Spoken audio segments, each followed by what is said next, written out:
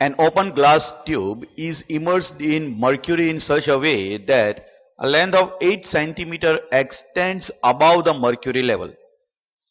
The open end of the tube is then closed and sealed, and the tube is raised vertically up by additional 46 cm.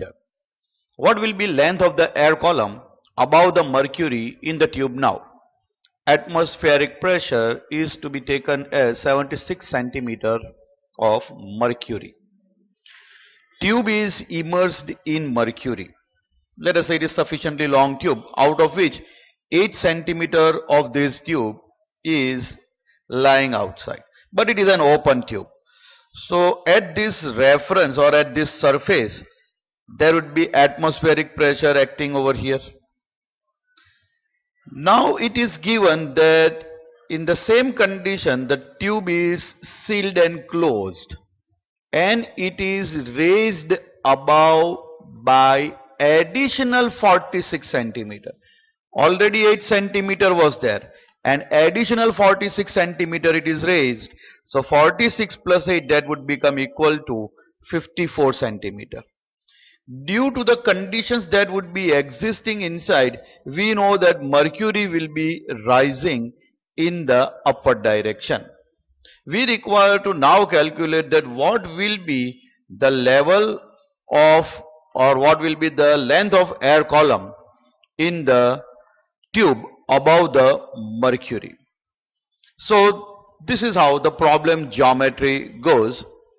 This pressure is obviously atmospheric pressure, which we will denote as PA.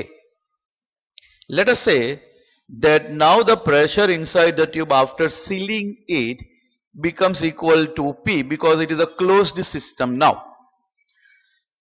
We have to calculate value of X. One thing which is very clear in this situation, and even though it is not stated, we can safely assume Boyle's law to be valid, because nothing is going to happen to temperature of the air which is trapped inside the tube. So from Boyle's law we can say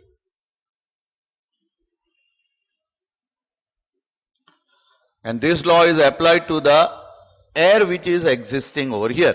So PA into V is equal to P into V dash, where V and V dash are the volume occupied by the air. In this case, this is the region which is occupied by air, and finally this will be the region occupied by air. So PA into V, that gives us PA into V is equal to area of the section of this tube. This is equal to A, which is not going to change. So PA into A into this length, we can notice it is equal to 8. We are considering the CGS unit, that should be very clear from this point onward, must be equal to P into A. Now the length of air column is equal to X, so we will write that equal to X. We can see over here that 8PA is equal to P into X. So this is something which we will be using for our further analysis. Let us continue on the next slide. Now finally, pressure, that is pressure which would be existing inside, which we can write over here. You can see this in the diagram itself. In the final condition, we can see that total pressure at the same reference, that is this point, is contributed by pressure P that is existing over here, as well as the length of the mercury column that is there. And these two pressure, that is P, pressure exerted by air column, and pressure exerted by the mercury, let us denote it as PM, should be equal to the total pressure at this reference, and that total pressure is nothing but it is equal to the atmospheric pressure. So we can write over here as PA, that is atmospheric pressure at the same reference, must be equal to pressure exerted by the air column plus pressure exerted by mercury column. So we can write further as pressure exerted by atmosphere is equal to PA is equal to pressure exerted over here, which we can write 8 into PA by X. We can verify this. Pressure exerted by the air column is 8 into PA by X, okay, plus pressure exerted by mercury column, that would be density into gravity into height.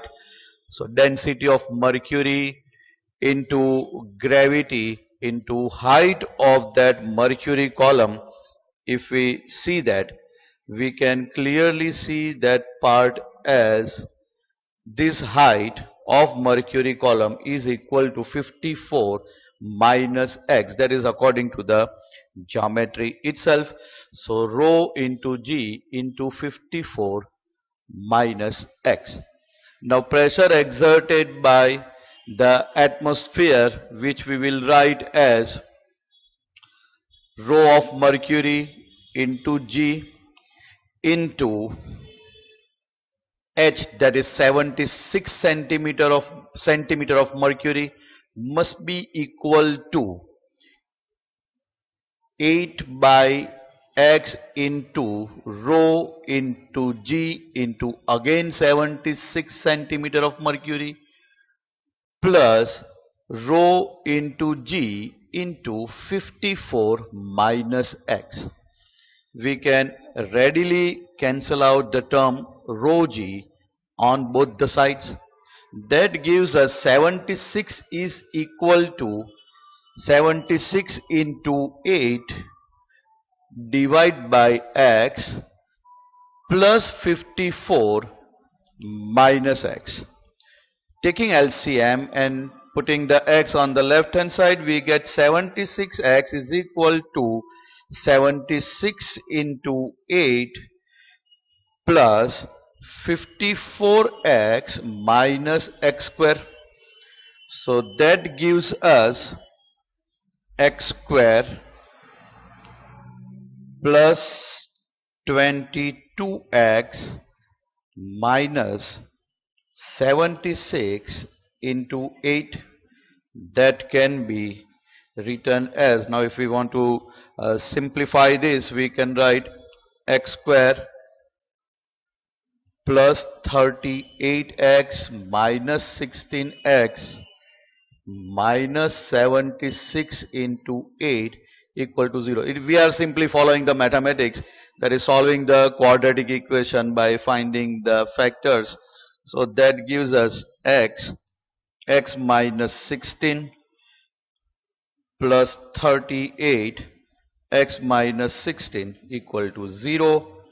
That gives X plus 38 X minus 16 equal to 0.